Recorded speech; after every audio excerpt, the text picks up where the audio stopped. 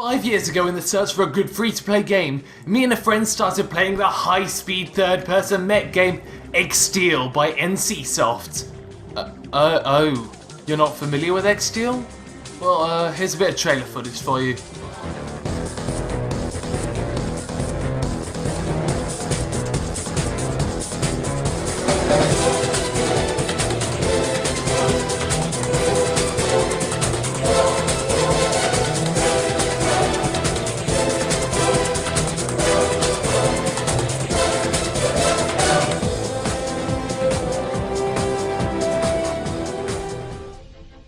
Yep, Exteel was officially one of the hypest free-to-play games on the market at the time. With its fast gameplay and the attention put into team synergy, it made for an incredibly fun experience.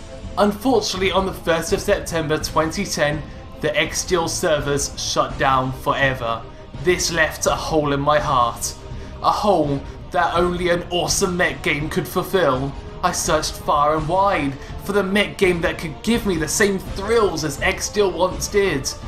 Then recently, a game that's been in beta since 2012 finally made its way to Steam. Without hope, I decided to install the game and try it out.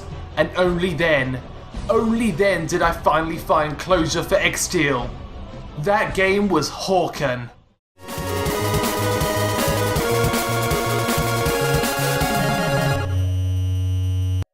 Hawken is a first-person shooter mech game developed by Decisive Games.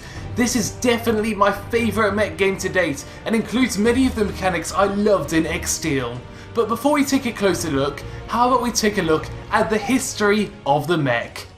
First instance of what we know as a mech or mecha was in the 1898 H.G. Wells novel War of the Worlds.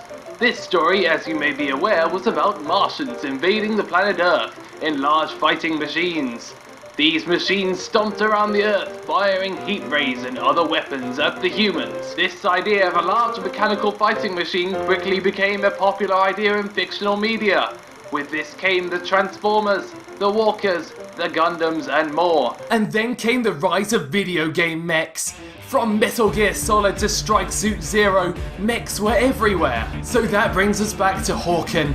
With a selection of different types of mechs to choose from, the player is given the opportunity to pick their own personal playstyle. Whether you want to work as a defensive wall for your team in a heavy mech, or speed about the map in a light mech, Hawken caters to all players. Well, almost all players. If you've come right out of Call of Duty or another low time to kill shooter, then you're going to have a harder time adapting to the way Hawken works. Instead of being about getting long kill streaks and personal goals, this game is very much based around the idea of teamwork and taking a tactical approach. Hawken has a high TTK or time to kill relative to other first-person shooters. But what does this mean? It means that for you to be able to destroy your enemy's mech, you can't just hide in the corner and fire a few shots. No, you have to go into all-out pursuit mode. Your opponent under fire will attempt to escape in the hopes that an ally will take up the fight and save them. It's up to you and your team to eliminate their enemy quickly so that their teammates don't rescue the target. Just through this simple increase of TTK, the game has already eliminated popular underhanded FPS tactics such as camping. This turns the game into less of a hide and seek and more akin to a real mech battle. Well, what a mech battle would be like if they were real, which would be really freaking badass. But I'll take Hawken as a fair substitute. With the detailed overlay filled with incomprehensible data and this dashboard unique to each type of mech, the game really gives you the impression that you're stomping around the map in your own personal mechanized battlesuit, ripping apart your enemies with your high caliber weaponry. This combat is incredibly satisfying as it gives you the ability to use thruster jets to propel yourself forwards, strafe from side to side, or fly into the sky to add another dimension.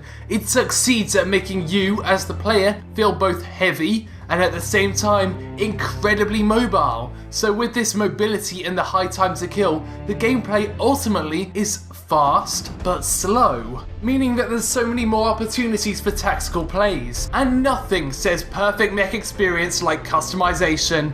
Now unfortunately the game in its free-to-play state does feature a lot of microtransactions. You have the ability to buy XP boosts, mechs, cosmetics and even get weapons early. However, the weapons and mechs can be obtained by progressing through the game naturally. Therefore, if you are planning on putting some money into Hawken, I would recommend you only buy cosmetic items to make your mech look badass. Buying stuff that you'll get for free later just makes progression unrewarding and dull. The progression system is a goal here, and it's a goal that you'll want to strive for. Not only can you unlock higher level gear and upgrades through standard player progression, but if you continue to use a specific type of mech, you can rank up to get different type of weapons. As well as standard leveling up, you also gain Hawken credits which can be used to purchase other types of mechs.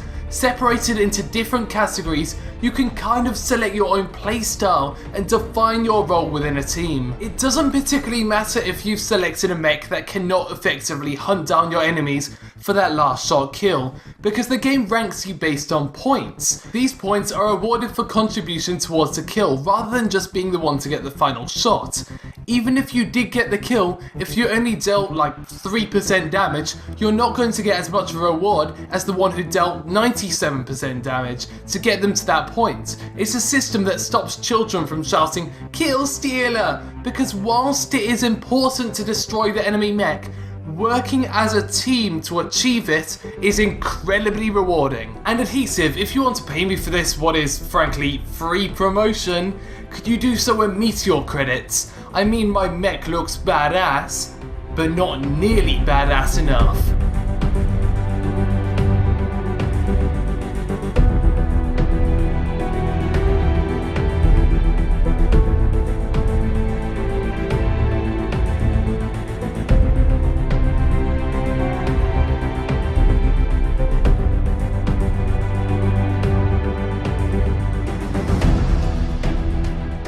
Did I just go through a video on mech games and not mention Titanfall?